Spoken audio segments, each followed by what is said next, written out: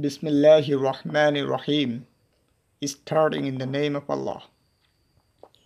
Question: what is the purpose behind enactment of the Limitation Act 1908? And second part, what do you understand by the expression the suit is barred by limitation?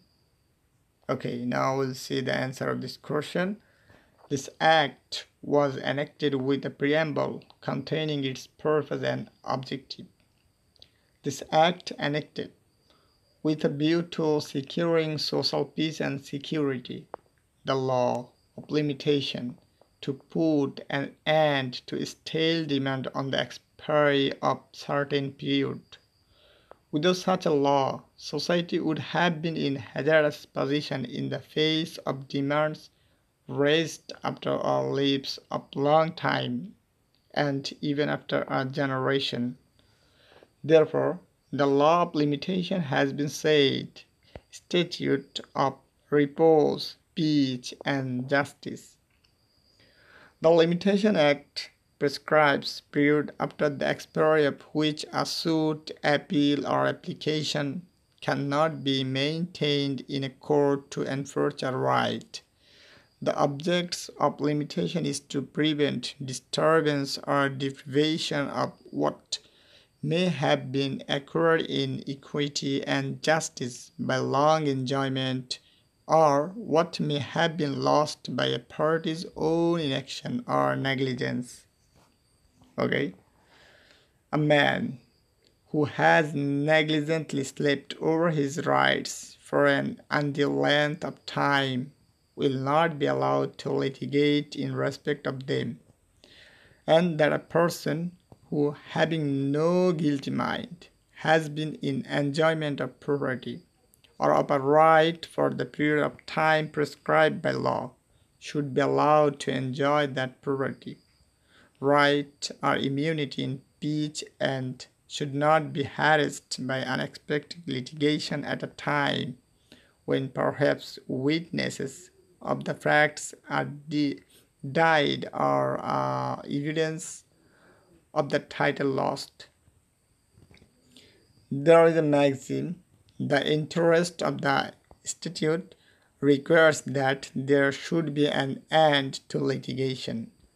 The doctrine of limitation is based on two broad considerations.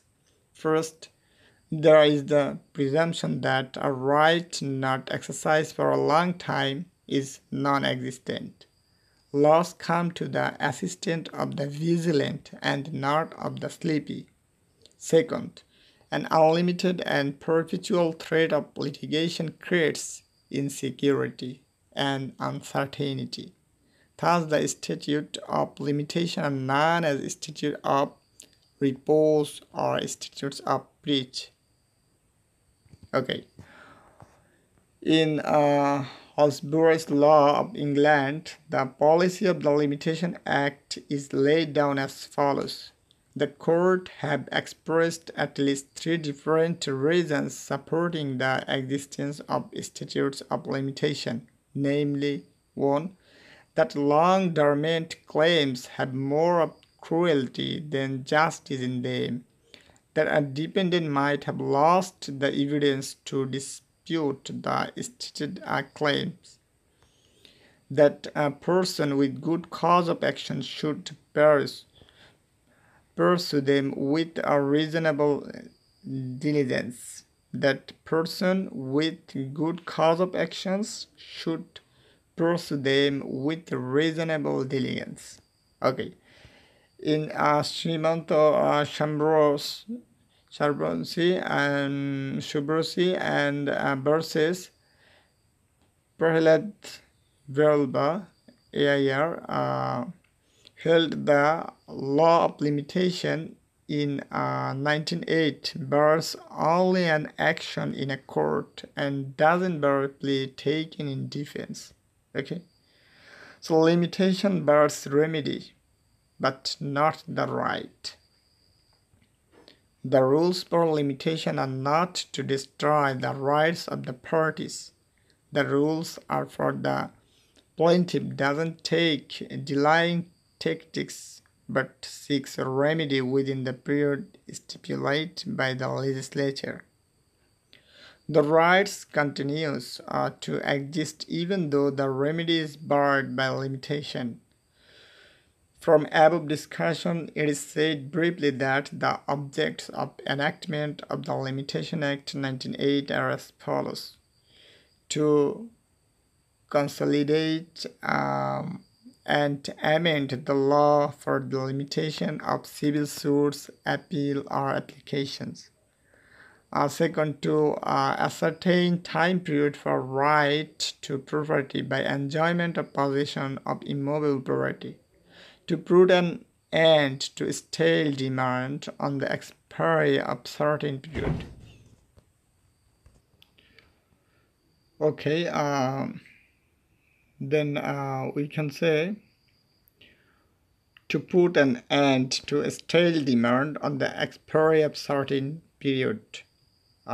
Fourthly, with a view to securing social peace and security. Then to bar filing suit after expiry of certain time. To prevent endless legal disputes. To ensure effectiveness of judicial remedies. To prevent spoiling money for a suit. To prevent fraud activities. To establish exist right. Okay, now we are going to discuss on second part of this question. The suit is barred by limitation. Okay, so generally the meaning of the word limitation is the period. We have told generally the meaning of the word limitation is the period of time prescribed for the claim has expired. So limitation means the time has expired. And the term the suit is barred by limitation means the period prescribed by the law for filing or instituting the suit has expired.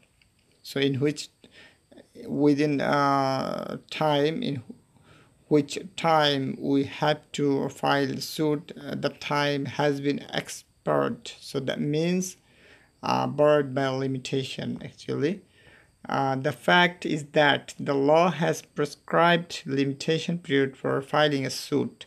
Some suits have to be filed within 12 years from the date of their cause of action, and some suits have to be filed within 3 years from the date of cause of action. There is also limitation period fixed for filing any appeal or application in respect of any suit. The determination of this period has been described in the first schedule of the Limitation Act 1908. If any suit, appeal, or application is filed after the period prescribed in the first schedule has been expired, the court shall dismiss the same. So, barred by limitation means the expiry of the period prescribed for filing suit, appeal, or application. So that's all about this question. I hope that we have understood better. So thank you for watching this video.